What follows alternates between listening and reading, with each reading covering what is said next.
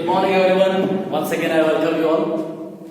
મિત્રો ગઈકાલે આપણે સાદા વર્તમાન કાળ એટલે કે સિમ્પલ પ્રેઝન્ટ ટેન્સના અફર્મેટિવ સેન્ટેન્સીસની વાત કરી અને અફર્મેટિવ સેન્ટેન્સની અંદર ટોટલ બે જુદા જુદા નિયમોની ચર્ચા આપણે કરી હતી, જેમાં મેં તમને કહ્યું હતું કે જ્યારે કર્તા તરીકે આયુ વિધેય અથવા બહુવચન કરતા હોય ત્યારે ક્રિયાપદના મૂળ રૂપની પાછળ કોઈ ફેરફાર નથી થતો, માત્ર મૂળ રૂપ જ મુકાય છે.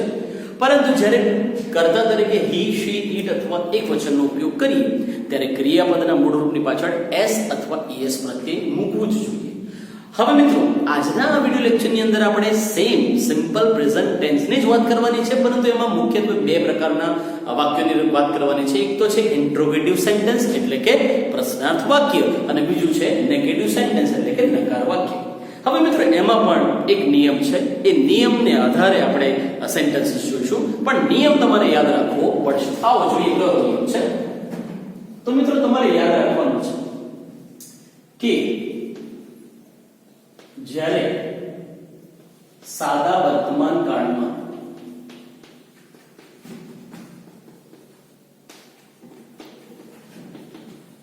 પ્રશ્નાર્થ વાક્ય બનાવવું હોય ત્યારે પ્રશ્નાર્થ વાક્યની શરૂઆત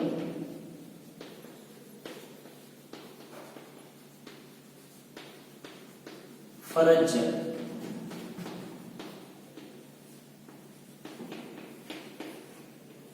ડુ અથવા ડઝ, યાદ રાખવાનું મિત્રો, ડુ અથવા ડઝ થી થાય છે.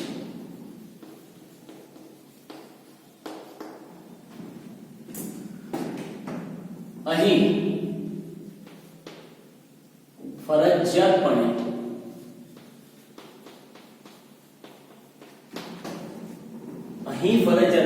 ક્રિયાપદનું મૂળ રૂપ જ મુકાય છે.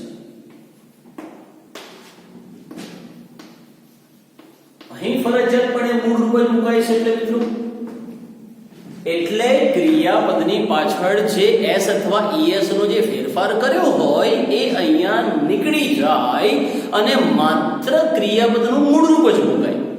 કેમ? કારણ કે વાક્યમાં ડુ અથવા ડઝ, ખાસ કરીને ડઝ છે ત્યારે આપણે ક્રિયાપદની પાછળનું એસ અથવા ઈએસ પ્રત્યે દૂર કરીએ છીએ અને મૂળ રૂપ મૂકીએ છીએ, અને એના કારણે કોમન મેં અહીંયા લખ્યું છે જે ડુ હોય અથવા ડઝ હોય, કોમન અહીંયા નિયમ લખ્યો કે લખ્યું છે અહીં ફરજિયાતપણે ક્રિયાપદનું મૂળ રૂપ જ મુકાય છે.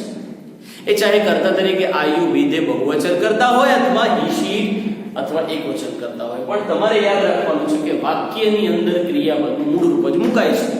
હવે અહીંયા ગઈકાલે જે આપણે ચર્ચા કરી હતી વિધાન વાક્યોની, એ જ સેન્ટેન્સીસને જ્યારે અહીંયા આગળ કન્વર્ટ કરીએ ઇન્ટ્રોગેટિવ સેન્ટેન્સમાં તો કેવી રીતે બને? તો મિત્રો અહીંયા આગળ સેન્ટેન્સ જોઈએ.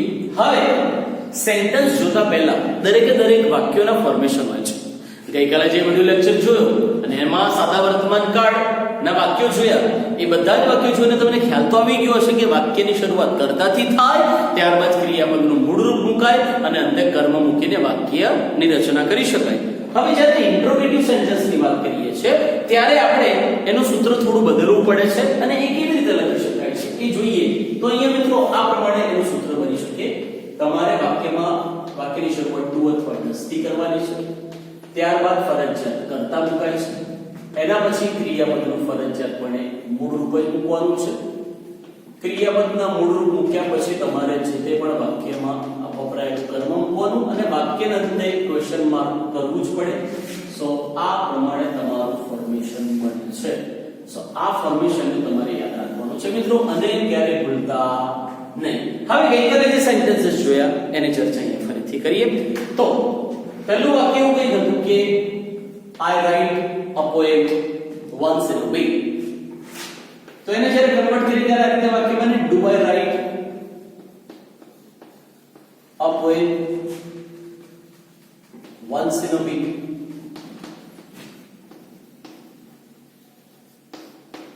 Question: Do I write a poem once in a week? બીજું એક સેન્ટેન્સ હતું ગઈકાલે, you drive a car carefully. એ વાક્યને જો કન્વર્ટ કરીએ તો અગેન તમને ખબર છે પ્રમાણે યુ હોય ત્યારે પણ ડુ આવે. સો do you drive a car? Carefully question mark. ત્યારબાદ થર્ડ નંબરનું જે સેન્ટેન્સ લીધું એને એમાં કર્તા તરીકે વી નો ઉપયોગ કર્યો હતો અને એમાં વાક્ય આપણે બનાવ્યું હતું વી સિંગ આ નેશનલ એન્થમ ડેઈલી. તો મિત્રો એ વાક્યને જો અહીંયા કન્વર્ટ કરવું હોય તો વાક્ય કંઈક આ રીતે બની જશે. ફોર એક્ઝામ્પલ અહીંયા આ પ્રમાણે વાક્ય બનશે કર્તા તરીકે વી છે એટલે અહીંયા પણ વાક્યની શરૂઆત ડુ થી થશે. સો do we sing our national anthem? Do we sing our national anthem daily? શું અમે દરરોજ અમારું રાષ્ટ્રગીત ગાઈએ છીએ? Do we sing our national anthem daily?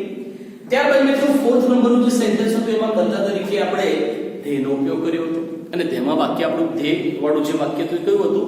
they play cricket every evening. તેઓ દરરોજ સાંજે ક્રિકેટ રમે છે. હવે મિત્રો એને આપણે લખવું હોય તો કેવી રીતે લખાય પ્રશ્નાર્થ વાક્યમાં? Do they play cricket? Do they play cricket every evening? Question mark. તમારે ઇન્ક્વાયરી કરવી છે તેઓની અને એના કારણે તમે પૂછો છો કે શું તેઓ દરરોજ સાંજે ક્રિકેટ રમે છે? Do they play cricket every evening? જો મિત્રો કર્તા તરીકે આઈ યુ વી ધે અથવા બહુવચન કરતા વાળું આપણે વાક્ય લીધું હતું the boys decorate their classroom. એ વાક્યને કેવી રીતે આપણે અહીંયા લખી શકીએ? તો મિત્રો યાદ રાખજો એ વાક્યને આપણે લખવાનું છે ડુ ધ બોયઝ ડેકોરેટ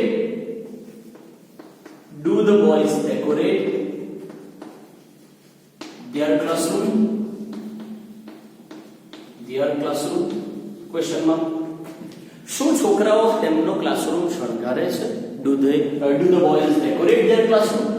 હવે મિત્રો કર્તા તરીકે આ યુ વી ધે અથવા બહુવચન કરતા હોય ત્યારે પ્રશ્નાર્થ વાક્યની શરૂઆત ડુ થી થાય.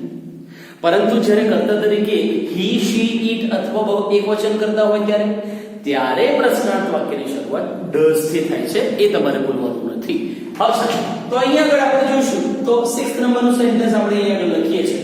તો ગઈકાલે આપણે જે ચર્ચા કરી હતી અને એમાં કર્તા તરીકે he she it અને એકવચન કર્તાની વાત કરી હતી ત્યારે આપણે જે સેકન્ડ જે રૂલ હતો બીજો નિયમ કે કર્તા તરીકે he she it હોય અથવા એકવચન કરતા હોય ત્યારે ક્રિયાપદની પાછળ s અથવા es પ્રત્યય લાગે છે. એટલે આપણે અહીંયા he કર્તા લઈને જે વાક્ય બનાવ્યું હતું એ કેવું હતું? he draws a picture daily. આ પ્રમાણે આપણે વાક્ય બનાવ્યું હતું. તો મિત્રો એ વાક્ય અહીંયા આગળ કેવી રીતે લખાશે? તો વાક્ય બનાવશે does he draw a picture? Does he draw a picture daily? શું તે દરરોજ ચિત્ર દોરે છે? હવે ગઈકાલે આપણે she કર્તાનો ઉપયોગ કરીને વાક્ય બનાવતું હતું. વાક્ય આ પ્રમાણે હતું she catches the train every day. તેણે દરરોજ ટ્રેન પકડે છે. she catches the train every day. હવે તમારે ઇન્ક્વાયરી કરવી છે, તમારે પૂછવું છે કે શું તેણે દરરોજ ટ્રેન પકડે છે? તો એ વાક્ય તમારે આ રીતે જ લખવું પડે. does she catch the train? Does she catch the train every day? શું તેણે દરરોજ ટ્રેન પકડે છે? ગઈકાલે આપણે it થી જે વાક્ય બનાવ્યું એ હતું it barks at you. કૂતરો તારી પર ભસે છે. બાર્ક એટલે ભસવું અને it એ ડોગના સંદર્ભમાં આપણે લખ્યું હતું. સો it barks at you. તો આ વાક્ય કેવી રીતે લખી શકાય? અહીંયા કર્તા તરીકે it આપ્યું છે એટલે અહીંયા લખાશે does it. હા તો તમે કહી શકો does the dog. So does it bark at you? શું ડોગ તારી પર ભસે છે? Does the dog bark at you or does it bark at you? અને મિત્રો ગઈકાલે આપણે બહુવચન કરતા અને એકવચન કરતા વાળું સેન્ટેન્સ સેમ જોયું હતું. બહુવચન કરતા વાળું વાક્ય હતું the boys decorate their classroom. એ વાક્ય જ્યારે એક વચન કરતામાં લીધું ત્યારે ધ બોયઝ નીકળી જઈને ધ બોય એક છોકરો થઈ ગયો. એક છોકરો થઈ જાય એટલે એક વચન કરતા હોય ત્યારે ક્રિયાપદની પાછળ એસ લાગે એટલે વાક્ય બન્યું હતું ધ બોય ડેકોરેટ્સ હિઝ ક્લાસરૂમ.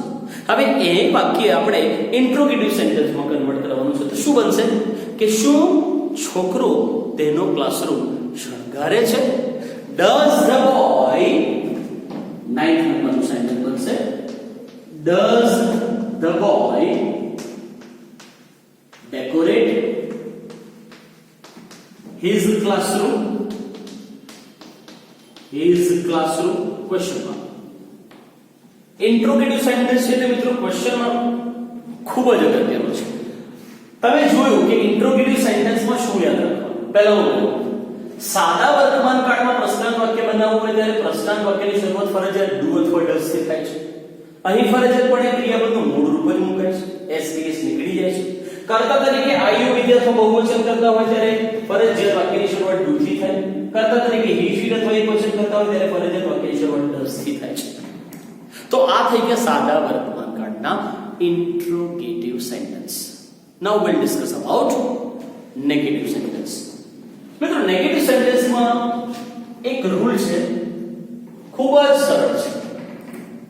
કેવી રીતે યાદ રાખવાનું કે જ્યારે સાદા વર્તમાન કાળમાં નકાર વાક્ય બનાવવું હોય ત્યારે ડુ અથવા ડઝ પછી નોટ મૂકીને ક્રિયાપદનું મૂળ રૂપ મૂકવું. મિત્રો આટલું યાદ રાખવાનું છે કે જ્યારે સાદા વર્તમાન કાળમાં નકાર વાક્ય બનાવવું હોય ત્યારે ડુ અથવા ડઝ પછી નોટ મૂકીને ક્રિયાપદનું મૂળ રૂપ મૂકવું. હવે અહીંયા જે રીતે આપણે ફોર્મેશન જોયું એવી રીતે સાદા વર્તમાન કાળના નકાર વાક્યનું પણ એક ફોર્મેશન છે. કેવી રીતે લખી શકાય? તો આ રીતે લખી શકાય. તમારા વાક્યની શરૂઆત કર્તાથી થશે. ત્યારબાદ નિયમ પ્રમાણે ડુ અથવા ડઝ મૂકી દો. કર્તા પ્રમાણે ડુ અથવા ડઝ મૂકી દીધું. નેગેટિવ સેન્ટેન્સ છે, નકાર વાક્ય છે એટલે નોટ પ્રત્યય તો લાગશે, મીન્સ નોટ લાગશે જ લાગશે. ડુ ડઝ પછી ફરજિયાત નોટ મૂકવું જ પડશે. નકાર વાક્ય છે તેના કારણે સો કર્તા plus do does plus not. એના પછી ફરજિયાતપણે ક્રિયાપદનું મૂળ રૂપ જ મૂકવાનું છે. કોઈ પણ પ્રકારનો બીજો ફેરફાર થતો નથી. એસ ને બધું નીકળી જાય છે અને વાક્યના અંતે કર્મ મૂકીને નકાર વાક્યની આપણે રચના કરી શકીએ છીએ. મિત્રો આટલું યાદ રાખવાનું છે. So this is the formation for negative sentence of simple present tense. આ જે બોક્સમાં તમને દેખાય છે એને મોઢે કરવું પડે, યાદ રાખવું પડે, ક્યારે ભૂલવું ના જોઈએ, તો જ માર્ક્સ કપાતા નથી. હવે મિત્રો તમે જોશો તો અહીંયા આગળ જેટલા પણ સેન્ટેન્સીસ છે એને આપણે અહીંયા કન્વર્ટ કરીશું નેગેટિવ સેન્ટેન્સમાં તો એ તમને આવડી જ જાય છે. એનો મીનિંગ પણ તમને ખ્યાલ આવી જાય છે. આવો શરૂ કરીએ કેવી રીતે વાક્ય કન્વર્ટ કરી શકાય. અહીંયા વાક્ય લખ્યું છે do I write a poem once in a week. શું હું અઠવાડિયામાં એક વખત કવિતા લખું છું? હવે આપણે એવું કહું છે હું અઠવાડિયામાં એક વખત કવિતા લખતો નથી, એવું કેવું છે તો વાક્ય બનશે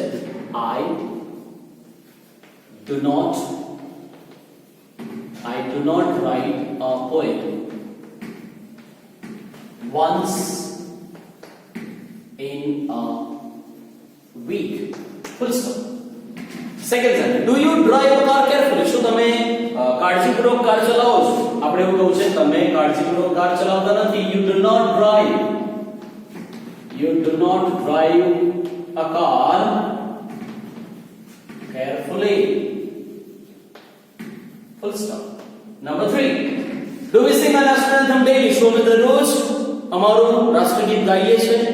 આપણે વાક્ય બનાવવું છે અમે દરરોજ અમારું રાષ્ટ્રગીત ગાતા નથી. We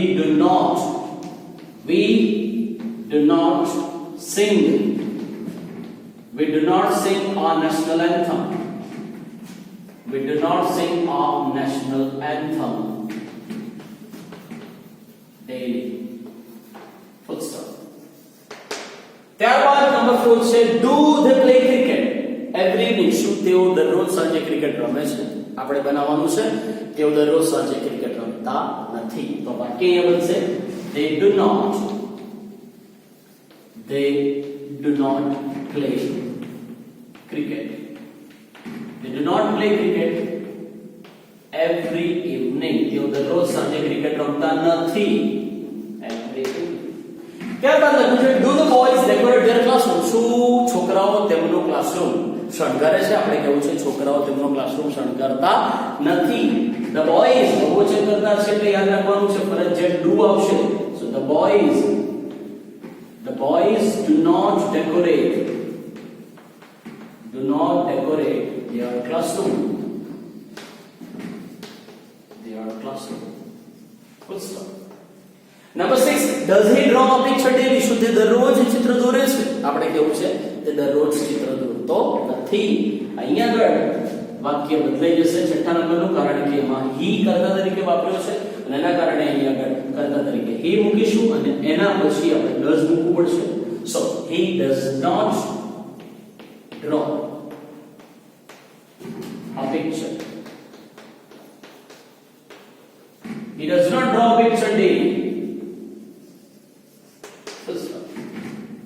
Moving on. Number 7. Does she catch the train every day? શું તેણે દરરોજ ટ્રેન પકડે છે? આપણે કેવું છે તેણે દરરોજ ટ્રેન પકડતી નથી. She does not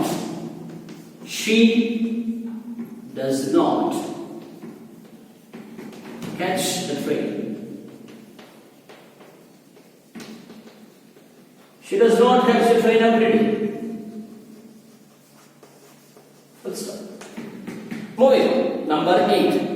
Does it bark at you? શું તે તારી પર ભસે છે? શું કૂતરું તારી પર ભસે છે? આપણે કેવું છે કૂતરું તારી પર ભસતું નથી. The dog does not bark at you. તો અહીંયા આગળ કરતા તરીકે આપણે dog ના અનુસંધાનમાં it વાપર્યું છે એટલે આપણે અહીંયા લખીશું આપણે it does not bark at you.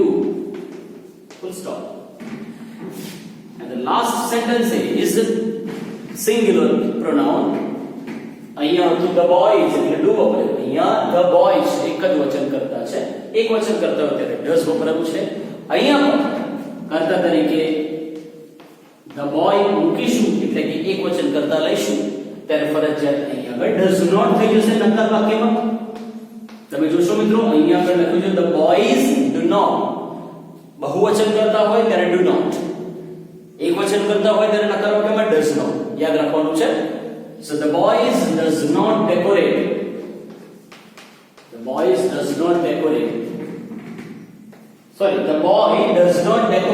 his classroom. The boy does not decorate his classroom. અહીંયા બોર્ડ પર જેટલા પણ સેન્ટેન્સીસ લખાયા છે ને મિત્રો એમાં તમે જોશો કે ક્રિયાપદના મૂળ રૂપની પાછળ કોઈ જ ફેરફાર થયો નથી. એટલે કે તમારે સરવાળે એક જ વસ્તુ યાદ રાખવાની કે સાદા વર્તમાન કાળના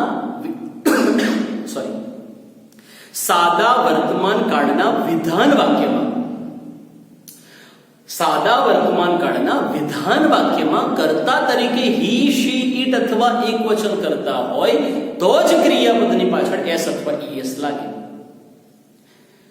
જો કર્તા તરીકે આયુર્વેદ અથવા બહુવચન કરતા હોય, પ્રશ્નાર્થ વાક્ય હોય કે નકાર વાક્ય હોય, ફરજિયાત વાક્યમાં ક્રિયાપદનું મૂળ રૂપ જ મુકાય, કોઈ s અથવા es પ્રત્યય મુકાતો નથી.